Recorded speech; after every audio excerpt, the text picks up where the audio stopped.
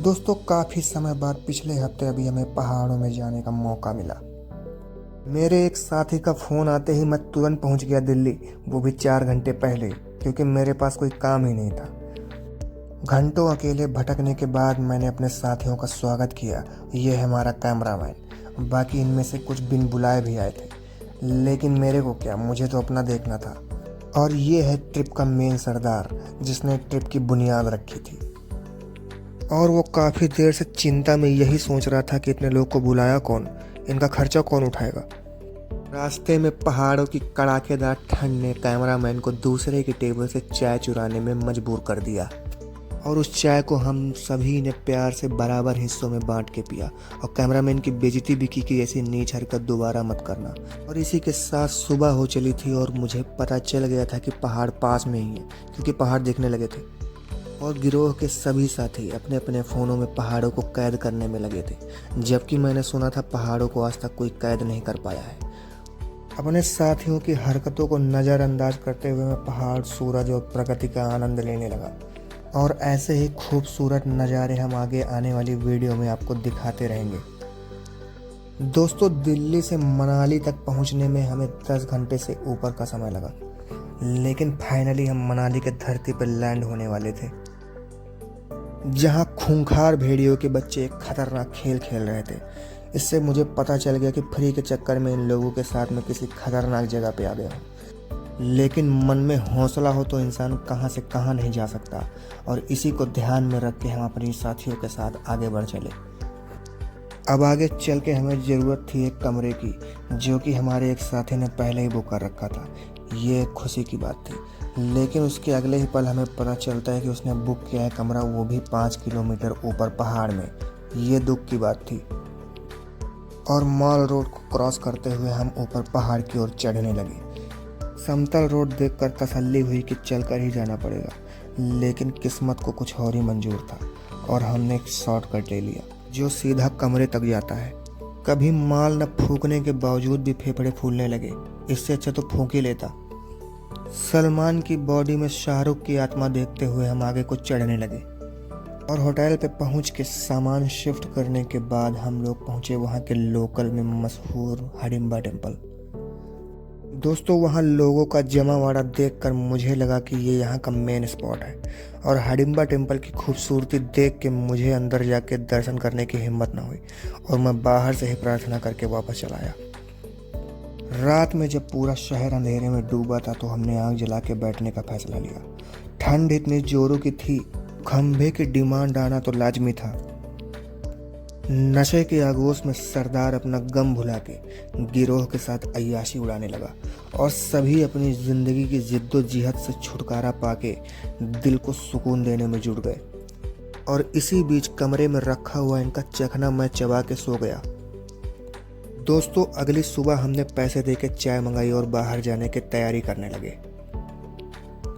सरदार अपनी ताकत का प्रदर्शन करके गिरोह में लगातार दबाव बनाए रखा था, और इसी के साथ हम लोग अपने पड़ाव की ओर निकल चुके थे। कैमरामैन किसी से कुछ मांगने की कोशिश में था, लेकिन उसे कोई कुछ दे नहीं रहा था। और इसके साथ ही हम लोग खूबसूरत छवियों और प्रकृति के नज़ारों का आनंद लेते हुए आगे बढ़ते हैं, और ऐसे ही नज़ारों को हम आगे वीडियो में दिखाते रहेंगे। कृपया वीडियो के साथ बने रहिए दोस्तों।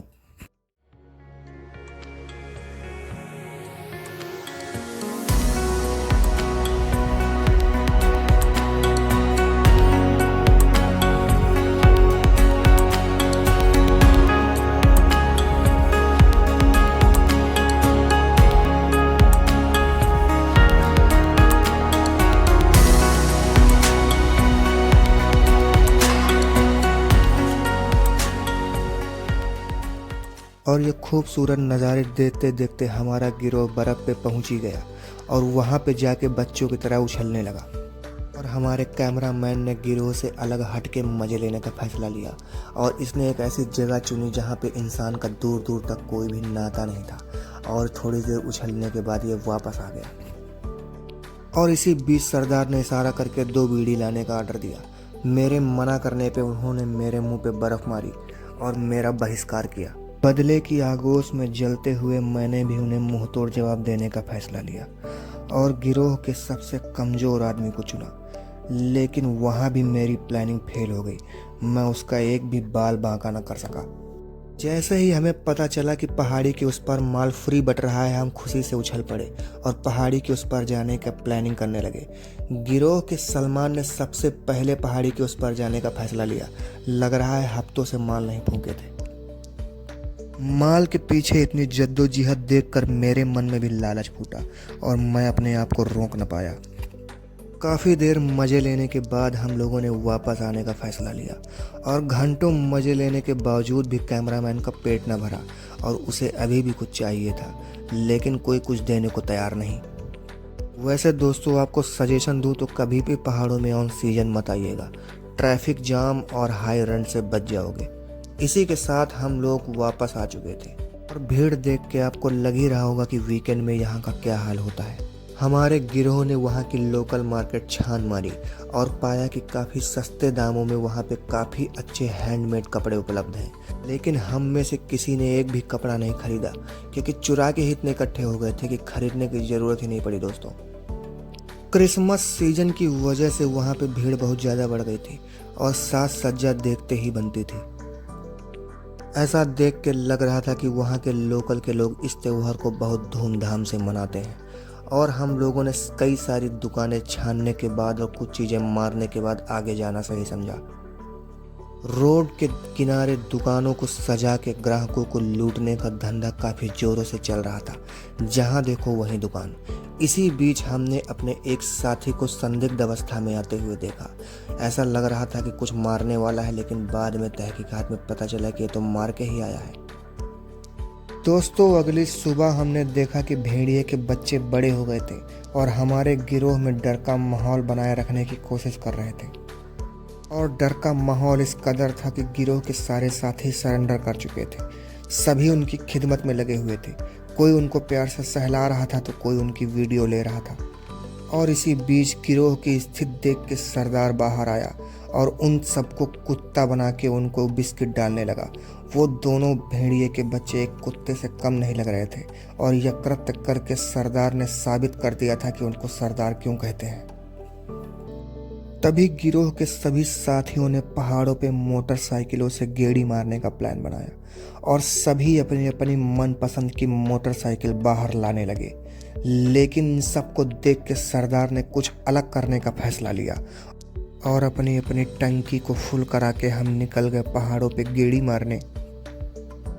और बाइक राइडिंग के साथ प्रकृति के नज़ारे लेते हुए हम लोग तब तक चलते रहे जब तक रुकने का नंबर नहीं आ गया।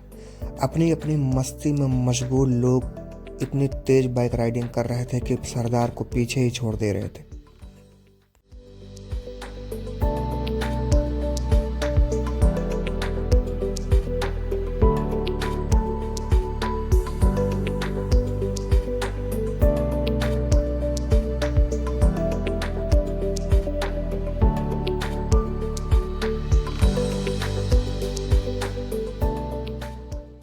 दोस्तों, सरदार की इस हंसी के पीछे का गुस्सा मुझे साफ दिख रहा था। तो मैंने जो सोचा वही हुआ। सरदार तुरंत मौका पाके हम लोग को ओवरटेक किया और बताने लगा कि सालों सरदार मैं हूँ, तुम नहीं। तूफान की गति से हम सभी आगे बढ़ रहे थे। सरदार के उस हरकत से नाराज कुछ साथी उस पर उंगली उठा के सवाल खड़े करने लगे।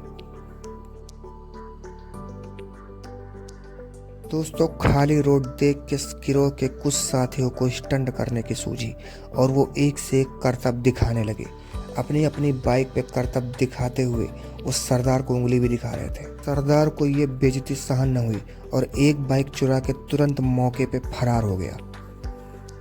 उसके बाद मजबूरी में हम लोगों ने अटल टनल होते हुए वापस आने का फैसला लिया।